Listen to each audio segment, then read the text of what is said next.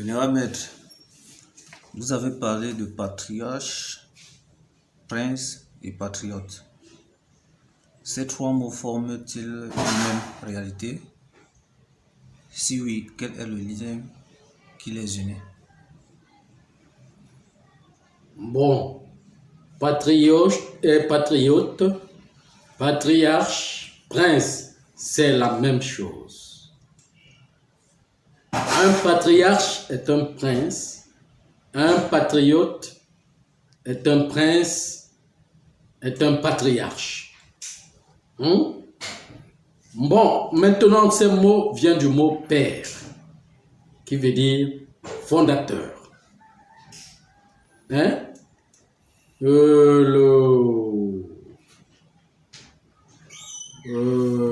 géniteur.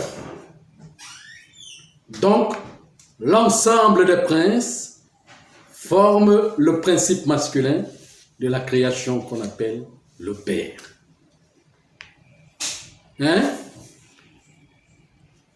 Le prince marche avec la princesse. Il y a le mot prince et cesser. Le mot patriote marche avec la matrice. La matrice qui veut dire la conception. La conception. L'accouchement. Le mot patriarche marche avec matriarche. Matriarche. Il y a le mot arche. Patrie et l'arche. L'arche, c'est l'héritage de la connaissance. Matriarche, matrice de l'arche, dans la connaissance. Et entre le père et la mère, il y a ce qu'on appelle fécondité, sexualité et accouchement. La mère qui conçoit. D'où ça entre dans la réglementation de la vie, auquel le prince représente la réglementation, le patriarche porteur de la connaissance. Maintenant, quand il y a le mot patrie là-dedans, patrie là-dedans qui veut dire l'héritage du père. L'héritage du père qui doit former la nation. Dans le mot nation, il y a naissance.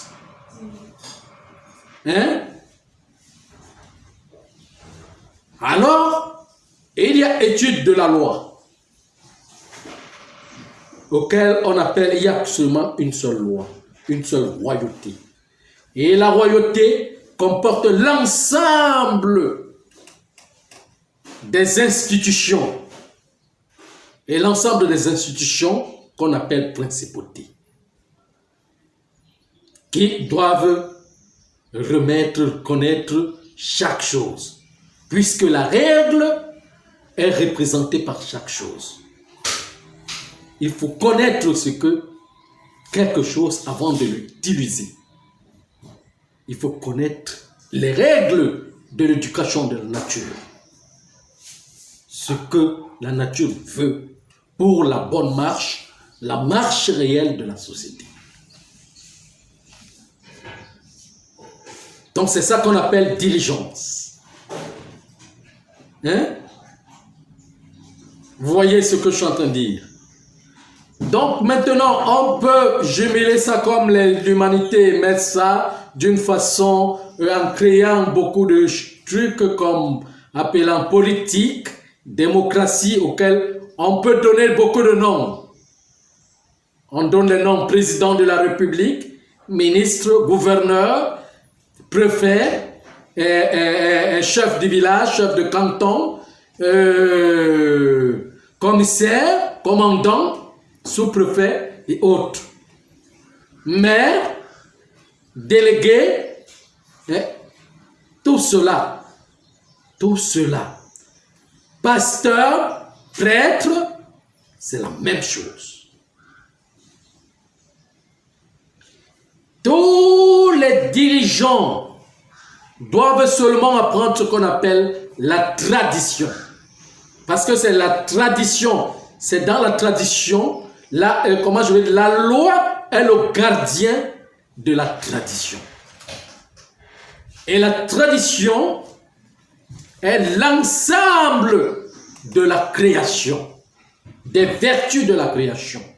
Le soleil, qui représente le cœur de Dieu, la dirigeance. La lune, qui représente ce cœur, parce que il y a le cœur qui regarde, le jour qui dirige, le jour qui regarde dans la lumière et l'autre qui regarde dans la nuit.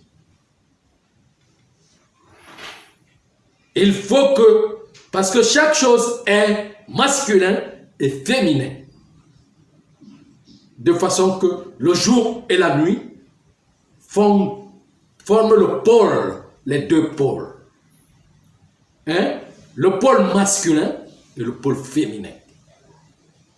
Auquel, dans les pôles qui représentent le bien et le mal, qui fait du chiffre 2, on porte toute la connaissance de la création, qui est l'héritage, qui forme la tradition. Parce que les gens pensent que quand on parle de la tradition, je ne sais même pas, et ce qu'on vous enseigne aujourd'hui, avec les prêtres et les pasteurs dans votre religion, quel qu'en soit, que je ne comprends pas, mais ce qu'on appelle la tradition, c'est la connaissance de la réglementation, de la création. On parle de Dieu, puisque c'est Dieu qui est toute chose, qui est l'ensemble de toute chose, qui sort du plan invisible pour se matérialiser sur le plan visible, dans le plan physique. Et dans cette matérialisation des choses, venant du plan invisible, l'homme doit connaître les règles. Les règles marchent avec le plan invisible des choses, dans la matérialisation. Parce que la matérialisation représente seulement l'utilisation de ces choses, des choses qui doivent se manifester pour devenir l'utilité sur le plan physique et nourrir les enfants. Mais ce qui doit nourrir les enfants forme l'ensemble, c'est l'énergie. Et c'est cette énergie qu'on doit étudier d'une manière ou d'une autre, dans toutes les formes, dans la quintessence des choses. Alors donc, quand on parle de la tradition, beaucoup veulent dissocier la tradition et la religion. Puisque la religion, c'est relié, c'est attaché, le rita. Rattacher donc les deux mondes, le monde supérieur et le monde inférieur. C'est ça qui constitue la religion. Ce n'est pas en dehors de la tradition. Parce que tout ce qui est, toute la création est traditionnelle. Toute la création est essence. Et maintenant, le rattachement des choses, cet attachement des choses qui fusionnent, des éléments qui sont ensemble du masculin et du féminin, qui fusionnent pour féconder, pour qu'il y ait une continuité, pour élaborer la terre, pour qu'il y ait une abondance, une continuité des choses qui se révèlent. C'est ça qu'on appelle tradition, auquel la diligence est le respect. Si et seulement si, par exemple,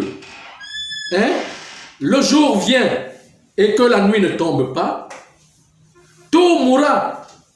Parce que sous le soleil seulement, avec le jour, il ne peut pas avoir sommeil et toute la création mourra. Il faut que la nuit vienne pour que tout revienne dans le repos. C'est recharge de l'énergie pour revenir au jour. C'est la tradition. Il faut qu'on explique cela aux gens pour qu'ils comprennent ce que c'est. Parce que il y a beaucoup trop d'incohérence, beaucoup trop d'inconformité, beaucoup trop de malaise. de mauvaise impression de l'explication des choses, puisque l'honneur de chaque chose, c'est de pouvoir l'expliquer. Parce que si vous ne l'expliquez plus des choses comme elles sont et réellement constituées, vous n'allez plus trouver l'essence de ces choses. Puisque vous allez parler donc, vous allez donc dire que les patriarches sont des traditionalistes. Et les pasteurs sont quoi? Des religieux? Les prêtres sont quoi? Les ecclésiastiques ou bien des religieux? Mais tout cela, toutes ces choses forment la tradition. Hein? Comprendre, s'habiller, c'est la tradition. Comprendre pourquoi on s'habille, c'est la tradition. Manger, c'est la tradition. Tout ça, ça fait partie du rite. Hein? Le bras se lève pour se diriger dans la bouche, parce qu'il connaît la bouche. Le doigt sait qu'il ne doit pas entrer dans l'œil. Pourquoi? Parce que s'il entre dans l'œil, il va percer l'œil. Hein? Il va éteindre une vie, parce que l'œil est une vie qui est en nous-mêmes. C'est de la tradition. Donc ça veut dire que connaître ce qu'on doit faire et ce qu'on ne doit pas faire. Quand déjà vous connaissez ce que vous ne devez pas faire de votre corps et que vous violez le corps d'une autre personne, vous violez cet aspect que vous ne voulez pas que ça vous arrive dans votre corps parce que ça va vous faire mal. Ça va interrompre la vie dans votre corps et que vous le faites à une autre personne. Vous le faites aux autres. Ça veut dire que vous avez enfreint même cette loi dans votre corps, puisque une autre personne représente aussi une forme, une nécessité, une qualité ou un défaut dans l'ensemble de toutes les choses. Alors donc, le patriarche, patrie, père de l'arche, l'héritage, la connaissance, tout ce qui est, comment je vais dire, qui est enveloppé dans la royauté qui doit être connu, qui doit être compris, qui doit être vu. C'est ça. C'est tout cela qu'on appelle, c'est tout ça qu'on appelle, parce que c'est la tradition qui a l'arche. C'est la tradition qui est l'arche. C'est la tradition qui a tout. L'eau, c'est la tradition. La terre, c'est la tradition. La tradition même veut dire création, tout simplement. La tradition veut dire création. Ça veut dire que faire connaître ce qui n'était pas connu. Faire savoir ce qui n'était pas, ce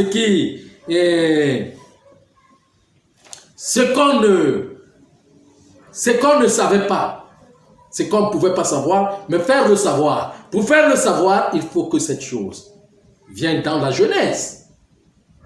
Cette chose commence pour redonner son savoir. Pour que la connaissance soit étalée. La connaissance soit vue. Alors, donc, il y a encore beaucoup d'autres explications au niveau de la tradition. Au niveau de du patriarche, matriarche, patriarche, patriote et prince. Le père de la nation. C'est lui qui doit étudier. Mais quand on dit, pourquoi on parle du droit constitutionnel, on est chef pour éduquer, pour apprendre à s'éduquer pour éduquer les autres, pour éduquer la nouvelle création, la nouvelle progéniture qui nous a été donnée. Vénérable Maître, oui. Une question me vient à l'esprit. Oui. Dans la tradition, est-ce qu'un patriote doit-il porter critique à un patriote? Et même, qu'est-ce qu'on appelle critique? Oui, mais attends, l'évolution est critique. C'est dans la critique qu'on apprend. C'est dans le doute qu'on apprend. Hein? Il faut douter, il faut critiquer. Mais pas renier ou nier. C'est deux choses. Nier, c'est refuser le travail. C'est refuser même la création. C'est refuser d'admettre. Mais pourtant, le souffle qui te fait parler, qui te fait nier, est déjà réel. Donc on ne nie plus. Vénérable Maître, je ne vous coupe pas. Oui. Parce que dans la tradition, on se dit, dans la tradition, chacun connaît son devoir. Et la durée peut être déterminée pour ce devoir-là. Maintenant, donc ce qui veut dire chacun devrait faire ce qu'il a à faire pour que les choses marchent. Bon, maintenant, quand tu viens porter critique à quelque chose que l'autre a fait, ça ne relève pas de la jalousie ou bien, Vénérable Maître? Non. Déjà, il y a erreur sur ce que vous êtes en train de dire là tout à l'heure. Hein? Oui. La nature est consciente, mais les chefs, ici, les enfants ne sont pas conscients. La chefferie humaine n'est pas consciente. Le chef qui est là, quand il n'est pas avec l'ancêtre, il ne sait pas pourquoi il est chef. D'ailleurs, quand il vient, il ne connaît même pas qu'il est chef. Il ne sait pas pourquoi il est chef, il ne sait pas son temps, il ne connaît pas son devoir. Pour que ça soit bon, il faut que l'ancêtre l'administre. Ça veut dire que c'est l'ancêtre qui lui dit que tu dois faire ceci, tu dois faire cela. Bon, maintenant, l'ancêtre véritable, primordial, s'est retiré. Pourquoi? Parce qu'il y a eu désobéissance. Et les chefs ont commencé à travailler avec la personnalité. Donc, c'est eux qui sont devant. Et leurs successeurs, les fantômes qui collaborent avec eux. Les fantômes n'ont pas de conscience. Être fantôme ne veut pas dire que c'est la conscience. C'est le génie qui est conscient. C'est le génie qui connaît la réglementation de chaque chose. Donc, pour qu'un chef soit conscient, il faut qu'il soit dirigé par le génie réel. C'est quand on est conscient qu'on ne critique pas, on voit. C'est lui la voix, ce qu'il doit faire. Mais quand dans l'inconscience, il y a critique. Il y a doute. Et d'abord, les gens renient même. Les gens renient. Pourquoi? Parce que quand tu as une place, tu te trouves à une place, et que le temps est venu qu'il faut quitter, et qu'on te demande de quitter, de faire ce qu'il faut, tu ne le fais pas parce que ça veut dire que tu renies. Vénérable Maître, il y a d'autres chefs qui portent critique aujourd'hui sur un fait, mais demain se retrouvent en train de faire la même chose. Mais c'est ça que je suis en train de dire, que tout cela c'est la même chose.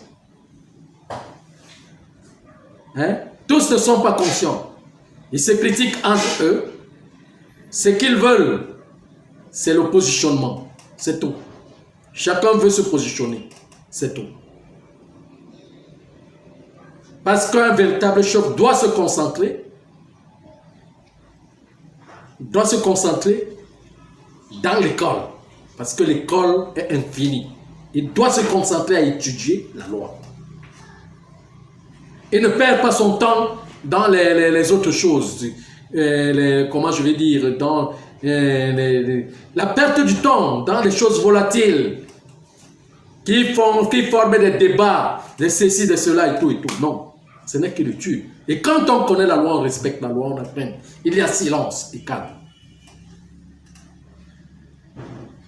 Vous voyez ce que je suis en train de dire? Voilà. Encore une autre question? Non, merci, Vénérable Maître.